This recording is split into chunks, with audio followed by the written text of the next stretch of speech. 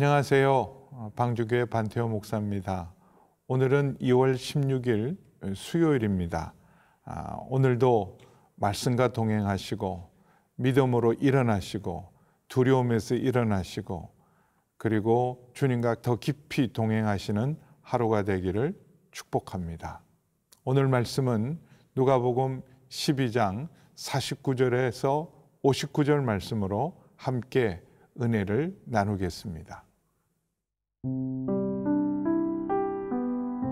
누가복음 12장 49절에서 59절 말씀입니다. 내가 불을 땅에 던지러 왔노니 이 불이 이미 붙었으면 내가 무엇을 원하리요?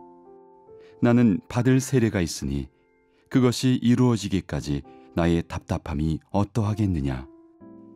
내가 세상에 화평을 주려고 온 줄로 아느냐?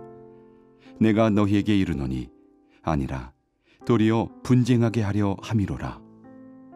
이후부터 한 집에 5사람이 있어 분쟁하되 셋이 둘과 둘이 셋과 하리니 아버지가 아들과 아들이 아버지와 어머니가 딸과 딸이 어머니와 시어머니가 며느리와 며느리가 시어머니와 분쟁하리라 하시니라. 또 무리에게 이르시되 너희가 구름이 서쪽에서 이는 것을 보면 곧 말하기를 소나기가 오리라 하나니 과연 그러하고 남풍이 부는 것을 보면 말하기를 심히 더우리라 하나니 과연 그러하니라. 외식하는 자여, 너희가 천지의 기상은 분간할 줄 알면서 어찌 이 시대는 분간하지 못하느냐? 또 어찌하여 옳은 것을 스스로 판단하지 아니하느냐? 내가 너를 고발하는 자와 함께 법관에게 갈 때에 길에서 화해하기를 힘쓰라. 그가 너를 재판장에게 끌어가고 재판장이 너를 옥졸에게 넘겨주어 옥졸이 옥에 가둘까 염려하라. 내게 이르노니 한 푼이라도 남김이 없이 갚지 아니하고서는 결코 거기서 나오지 못하리라 하시니라. 오늘 예수님께서는 불을 던지러 왔다 말씀하십니다. 그리고 예수님의 그 답답함, 심각한 경고와 답답함을 호소하고 있습니다. 왜냐하면 시간이 얼마 남지 않았는데 복음을 거절하는 사람들, 예수님을 거절하는 사람들을 바라보는 답답함입니다. 그리고 하나님의 아들이 오셨는데 하나님의 약속의 가장 중요한 약속 중의 약속인 메시아인 구원자가 오셨는데 그 구원자를 가장 열렬하게 영접하고 그리고 순종해야 될 사람들이 예수님을 거절하고 영접하지 않는 모습을 보시면서 예수님은 심각하게 경고합니다. 내가 불을 던지러 왔노라. 그리고 50절에는 나의 받을 세례가 있다 말씀하십니다. 예수님은 그 시대, 예수님을 영접하지 않고 회개하지 않는 그 시대를 향한 경고이기도 하지만 그 세상을 사랑하셔서 십자가를 지시기로 결단하는 말씀이기도 합니다. 그 십자가를 믿고 영접하는 사람은 구원이지만 예수님을 거절하고 십자가에 못 박고 그리고 그 십자가의 복음을 거절하는 사람에게는 불과 심판이 있다는 것을 심각하게 경고하시면서 답답함을 호소하십니다. 그러면서 깨어있지 못하는 사람, 나태함과 안일함 가운데 있는 사람에게 51절에 이렇게 말합니다. 내가 세상에 화평을 주려고 온 줄을 아느냐? 복음이 증거되는 곳에, 진리가 선포되는 곳에는 악하고 타락한 세상에 화평이 임하는 것이 아니라 먼저 불이 그리고 분열이 그리고 분쟁이 일어난 것을 분명히 말씀하고 있습니다. 어둠에게 빛이 비치면 빛으로 나오는 자들이 있는가 하면 빛을 싫어하고 빛을 거절하는 사람이 있어서 한 가족 안에도 복음으로 말미암아 예수님의 이름 때문에 분쟁하는 일, 분열하는 일이 일어난다고 분명하게 말씀하고 있습니다. 오늘 2절에 보시면 이후부터는 한 집에 5사람이 있어 분쟁하되 셋이 둘과 둘이 셋과 하리니 가장 가까운 관계, 가장 친밀한 관계인 아버지와 아들, 아들과 아버지, 어머니와 딸, 딸이 어머니와 시어머니와 며느리, 며느리가 시어머니와 분쟁하는 일이 있다. 가장 사랑하고 화목해야 될 관계 속에 복음으로 말미암아 분열과 분쟁이 있다는 말씀을 심각하게 경고하고 있습니다.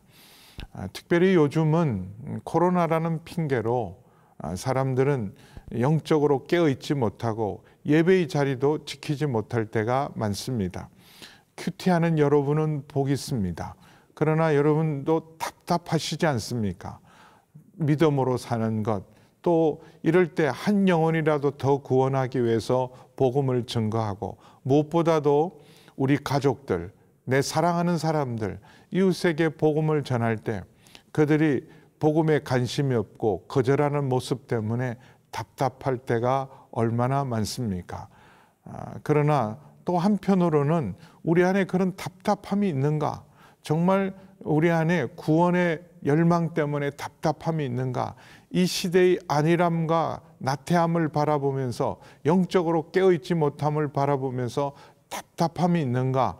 깊이 우리 자신을 돌아보고 한 영혼이라도 더 구원하고 복음으로 말미암아 한 사람에게라도 더 복음을 전거해서 분열을 두려워하지 말고 거절을 두려워하지 말고 담대하게 복음을 전거해야 할 것입니다. 여러분 무엇을 두려워하십니까? 사람을 두려워하지 말고 복음이 던져지는 곳에는 거짓이 불의와 또 어둠이 비록 저항을 하지만 그러나 그것이 진정한 화평의 길이요 생명의 길임을 믿고 정인으로 살아가는 저와 여러분 되기를 축복합니다.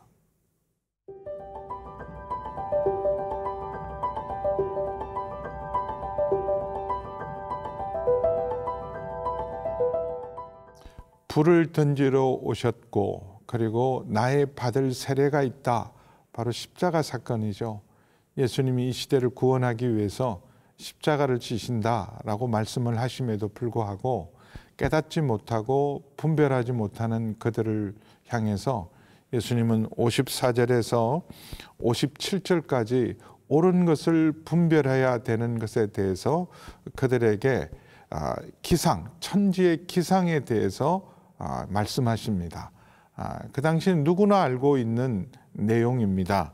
54절에 보면 구름이 서쪽에서 이는 것을 보면 성지의 서쪽은 지중해입니다. 지중해에서 구름이 일 때는 이제 우기가 시작되고 비가 오기 시작하는 이른 비가 오기 시작하는 11월 달입니다. 엘리야가 3년 반 동안 기도해서 비가 오지 않았던 그 세상을 향해서 다시 하나님께서 비를 내리실 때 기도합니다.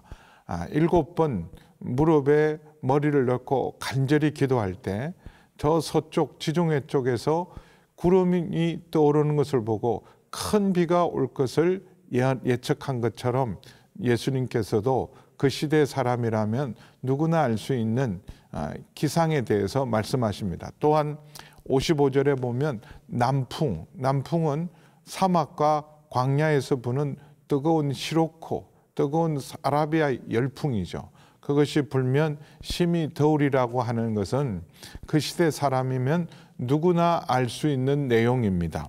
그래서 56절에 외식하는 자들이요, 스스로 경건하다고 하는 자들, 스스로 하나님 앞에서 구원을 확신하고 있는 자들을 향해서 경고하는 말씀입니다. 외식하는 자들이요. 여러분은 어떻습니까? 여러분은 깨어 있습니까? 여러분은 이 시대는 분별하면서 영적으로 깨어 있습니까? 코로나에 대해서 민감하면서 내 영혼의 상태에 대해서는 깨어 있습니까? 그래서 우리 스스로를 돌아볼 수 있는 귀한 말씀인 줄 믿습니다. 시대를 분별하면서 우리가 이 시대에 정말 깨어 있는지를 돌아보아야 합니다. 영적으로 이 시대가 얼마나 위기의 시대인지를 볼 수 있는 눈은 매일매일 주님의 말씀 앞에 깨어 있는 사람, 매일 말씀과 동행할 때 우리는 영적으로 깨어 있습니다. 그냥 깨어 있겠다는 막연한 생각이 우리를 깨어 있게 하지 못합니다. 깨어 있기 위해서는 늘 큐티로, 말씀으로 매일매일 주님과 동행할 때 우리는 시대를 분별하며 깨어 있을 수 있습니다. 그러시면서 지금 상황이 얼마나 심각한 상황인가, 당장 화해하지 않으면 법정에 끌려가서 단 한 푼이라도 다 갚기 전에는 결코 나올 수 없는 심각한 상황이라는 것을 58절에서 59절에 말씀하고 있습니다. 이제 기회가 얼마 남지 않았다, 시간이 얼마 남지 않았다는 주님의 심각한 경고입니다. 그래서 고발하는 자가 너와 함께 법관 앞에 갈 때 고발을 누가 할까요? 말씀이 우리를 고발하고 있는 줄 저는 믿습니다. 말씀 앞에 깨어있지 않으면 자기 상태가 얼마나 심각한지, 이 시대가 얼마나 위기의 때인지를 분별하지 못합니다. 그러나 말씀 앞에 서면 말씀이 우리를 교훈과 책망과 바르게 함을 통해서 우리를 책망하고 회개를 촉구할 때 말씀 앞에 즉각적으로 회개하고 그리고 돌이킬 수 있을 때 우리는 날마다 새롭게 시대를 분별하면서 주님과 동행할 줄 믿습니다. 지금은 깨어 있어야 할 때입니다. 날마다 말씀으로 깨어 있는 여러분이 복된 사람입니다.